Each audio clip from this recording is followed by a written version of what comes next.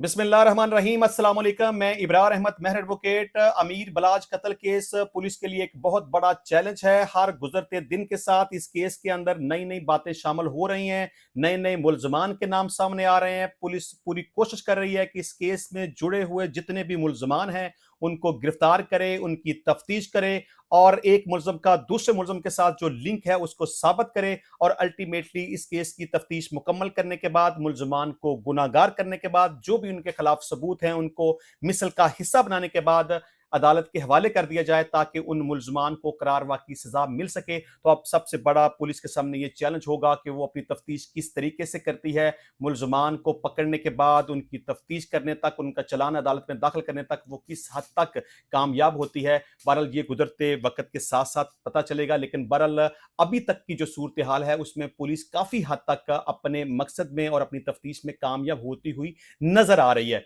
क्योंकि इससे पहले भी एहसन शाह को पुलिस ने गिरफ्तार किया, उस की गिरफ्तारी बाकायदा तौर पर तो अभी 2 दिन पहले डाली गई है ना, लेकिन एहसन शाह को पुलिस ने काफी दिन पहले गिरफ्तार कर लिया।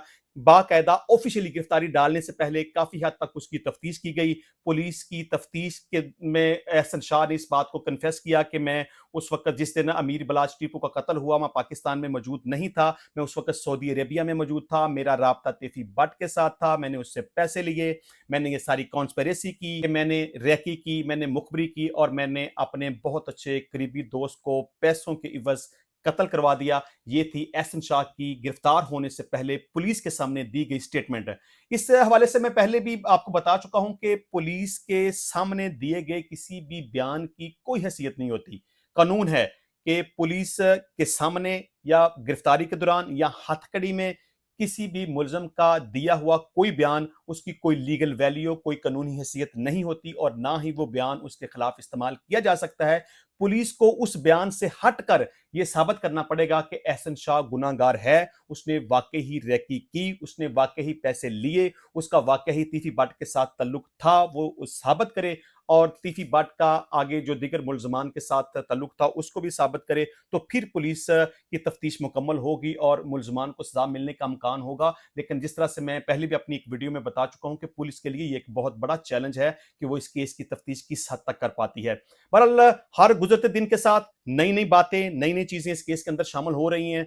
बहुत बड़े बड़े राज खुल रहे हैं, नए नए मुल्जमान के नाम सामने आ रहे हैं, उनकी गिरफ्तारियां भी हो रही हैं। अभी भी एक मुल्जम को गिरफ्तार कर लिया गया है।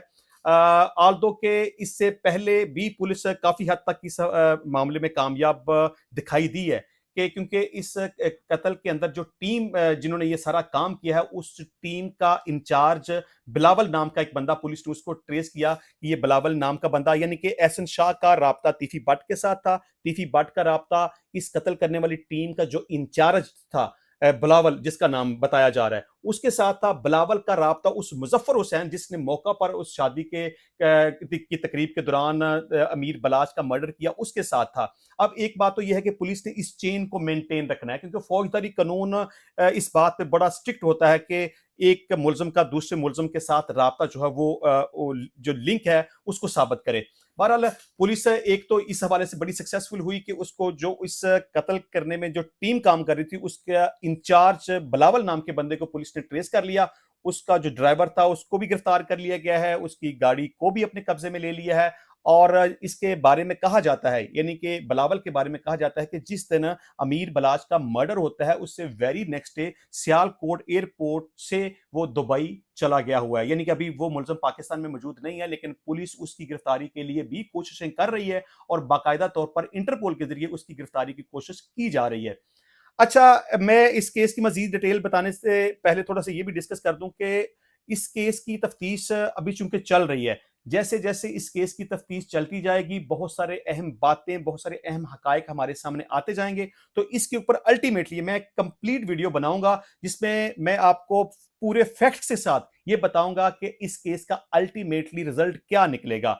यानी कि जब पुलिस तफ्तीश कर लेगी, चालान अदालत में जमा हो जाएगा, शहादतों को कॉल कर दिया जाएगा, तो फिर आपको मैं बताऊंगा पूरे सबूत के साथ कि आया कि इस केस के जो मुल्जमान हैं और खास तौर पर जो अमीर बलाज टीपू का बहुत करीबी दोस्त एहसन शाह है उसको सजा होने के कितने परसेंट अमकान हैं, आया कि उसको सजा होगी या नहीं होगी, वो जेल में रहेगा या वो बरी हो जाएगा, ये इंशाल्लाह मैं आइंदा आने वाली वीडियो में बताऊंगा। लेकिन जिस तरह कि मैं बता रहा हूं कि पुलिस के लिए ये चैलेंज है, पुलिस बहरहाल भरपूर तरीके से कोशिश कर रही है। जिस तरह कत्ल करने वाली टीम के सरगुना का पुलिस को पता चल गया, एहसन शाह के बारे में पुलिस को पता चल गया, उसकी गिरफ्तारी डाल दी गई, उसका 5 रोजा रिमांड पुलिस ने हासिल कर लिया, उसकी इन्वेस्टिगेशन जारी है। लेकिन अभी जो नई डेवलपमेंट हुई है वो ये है कि पुलिस ने एक और मुलजिम को गिरफ्तार कर लिया और उसकी तफ्तीश जारी है। अब वो और मुलजिम कौन है? उसका नाम है मलक सुहेल, जिसने एहसन शाह की मुलाकात तफ्तीशी बट से करवाई है।